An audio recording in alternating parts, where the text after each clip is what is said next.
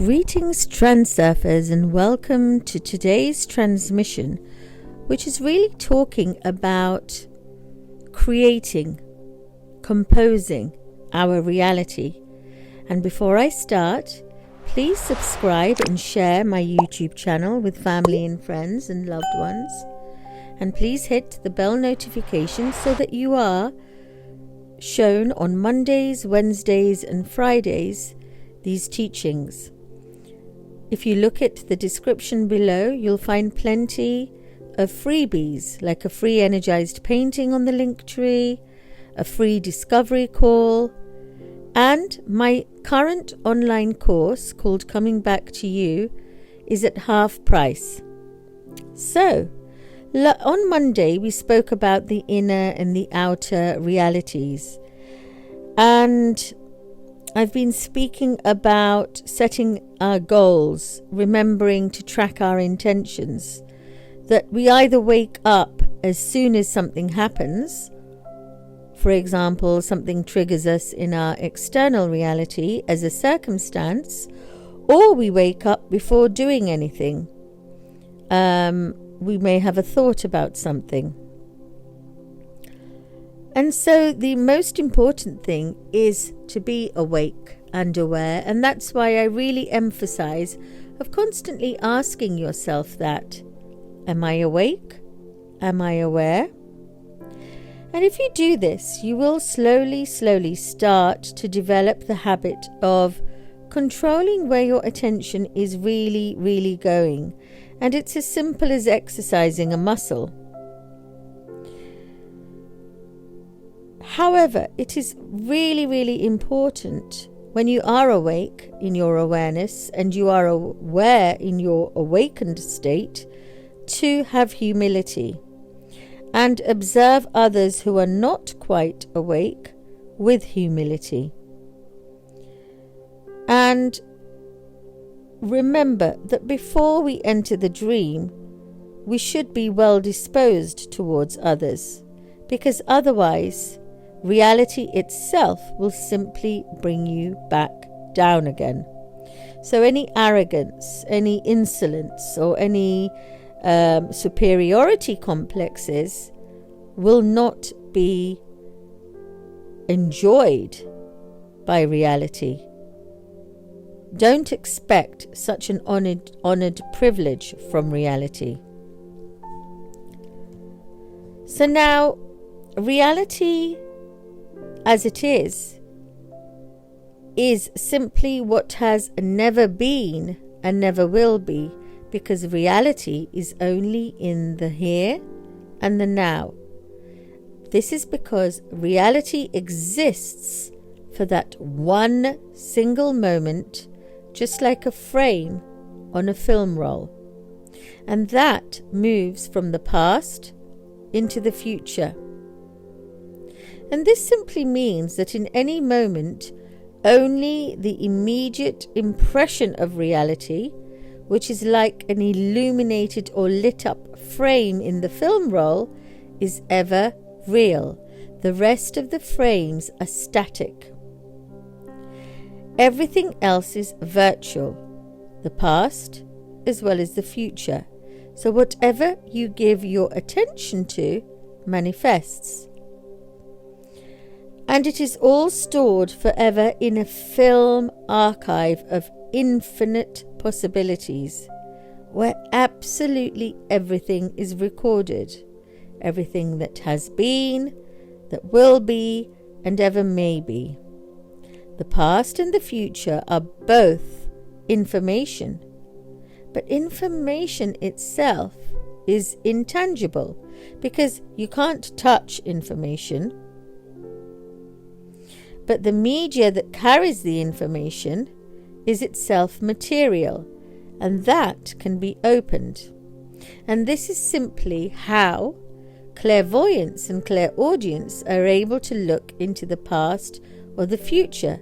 But remember, it's whatever they are giving their attention to from their level of consciousness that illuminates the frame that they are seeing in the infinite number of possibilities that exist. The film archive truly does exist, although it is intangible, just like ether.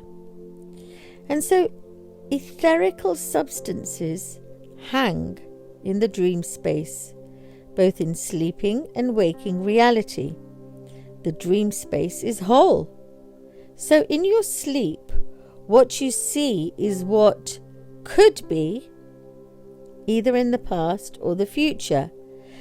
But whether it actually happened or will happen is not really a foregone conclusion, because the space of variance, or the alternative space, has an infinite number of limitless possibilities out there.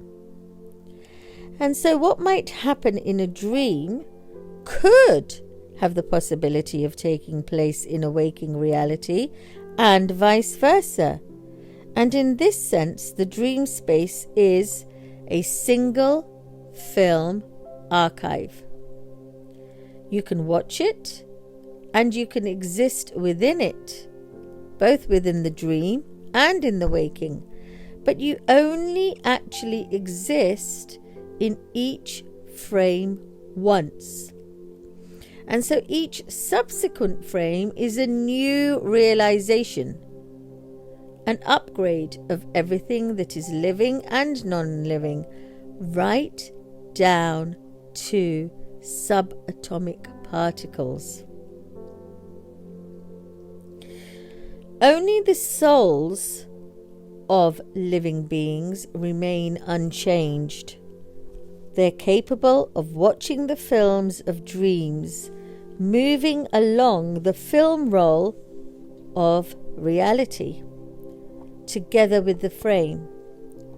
So your isness, your essence, your self is the same as it was in the past, as when it flew about in your dream when you were asleep, as it will be in the future. And that is your soul. Our world exists in inanimate and animate forms, and life is simply embedded, like inclusions in a material reality. Reality in an inanimate subject. Life is animate, and life can influence the cause of reality, because life can compose reality. To compose reality means to choose the film roll and determine the direction in which the film is moving. I see myself. I see my reality. And you have this opportunity, but you simply do not use it, just as you fail to use your capacity for directing the focus of your attention, because it's so easy to get pulled out of it.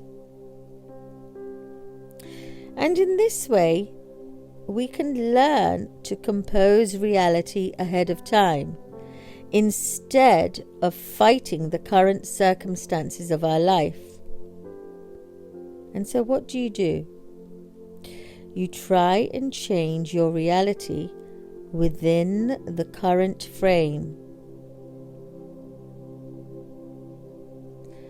And you may ask yourself at this point, what is the actuality of life? Is it that which has never been and never will be, and is here and now? The actuality of life only exists to the extent that it has already occurred. You can never ever change what has already happened. But that is what you are trying to do, because everything that surrounds you is that which has already happened. You see, the present differs very little from the past. The past is long gone, and the present exists only for a brief moment. So you can't change that either. But whilst you're in that present moment, you are in fact and in effect continually in the past, because your attention is enmeshed in the current frame. And what happens then is that the illusion grabs hold of you and keeps you from entering the future, which is why the future isn't up to you. You might think that you're conscious of what you're doing and that you're taking a decisive action and solving problems and achieving goals, but all this is happening in the current frame, in a non-conscious state. And so the script, what it does is it carries you along the film roll that you didn't even choose. All you're doing is really helplessly twitching your fingers. Now, when we're awake and when we're aware, things start to change. When you can see yourself and see your reality. So just as a recap, the actuality of life is that which has already occurred. Know that you can't change what's already happened. You try and change your given reality in the current frame, which is why the future does not depend on you. What do you need to do? Setting your reality ahead of time instead of fighting the actuality of your current life is the answer. This may sound a little bit quirky to you at the beginning, but your reality to which you're accustomed to is somehow a little baffling, right? Why the film roll archive actually exists and who shot the films to capture them for eternity is not given to people like ourselves to understand. We simply have to be grateful to Source Creation that we're allowed to even move through the frame. That is quite something. Let me remind you what it means to move through this frame. As you know, the past cannot be changed. And forget about the present too, because it's already occurred, and so it's of no interest to you. On the other hand, you have the opportunity to compose the future. What does this mean? To choose the film roll, along which the next frame will move. And how may you do that, you may ask? You have two control functions, attention and intention. We have already dealt with the attention as the outer and the inner, and this simply accounts for your state of being, your state of awareness. Intention, or in the Vedas it's called the sankalpa, accounts for your actions. So in order to undertake something, you must first take into your head the idea of it. When you actually come to execute your conceived idea, your intention is then realized through an action. However, all of your actions pertain to the current frame and are realized there because your intention is wedged inside it. It's just the same way when your attention gets glued to one of the screens, either the outer or the inner screen. And just as attention has two screens, there are also two intention centers, inner and outer. The inner center is responsible for all your basic functions, and this inner center is in the front part of our skull. It's your petty intentions, when you concentrate or wrinkle up your forehead. When you intend to do something, you kind of tense the muscles in your forehead.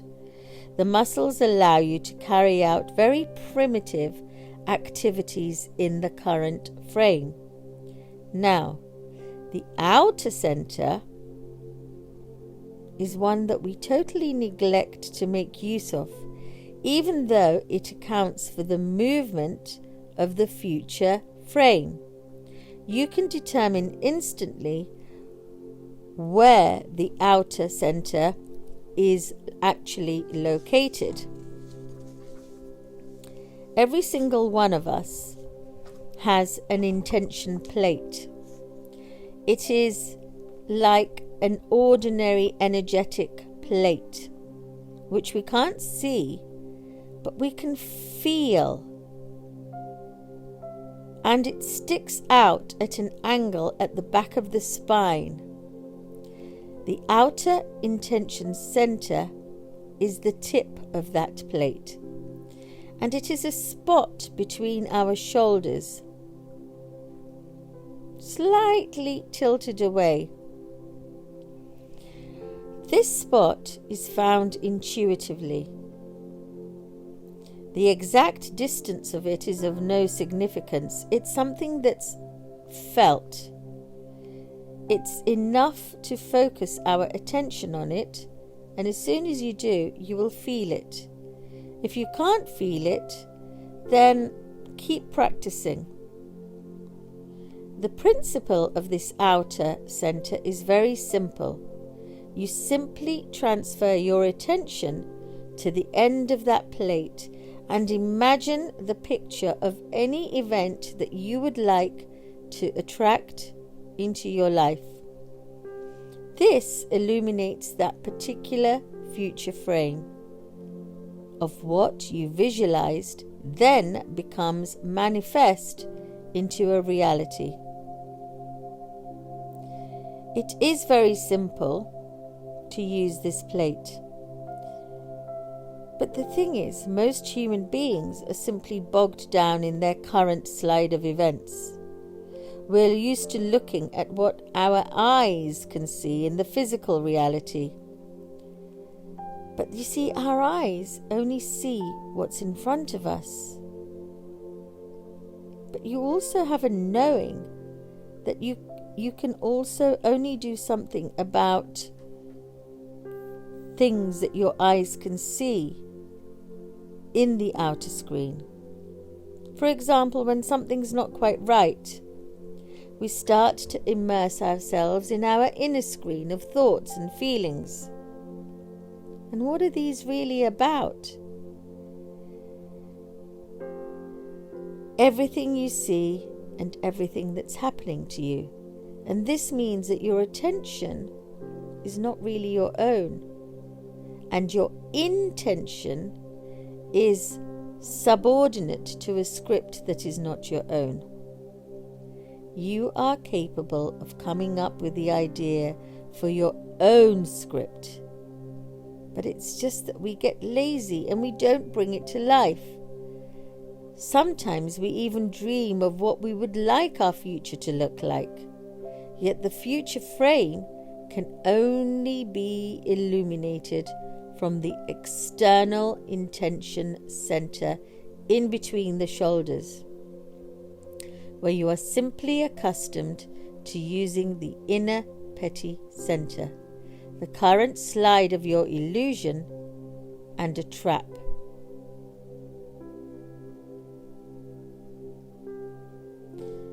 So for this week, I'd like you to just simply concentrate on that spot between the shoulder blades and see if you can feel it.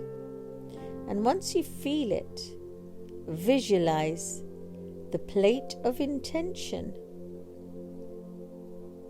pure intention of what you intend for you and your life now. Until next week, bye for now. and keep practicing.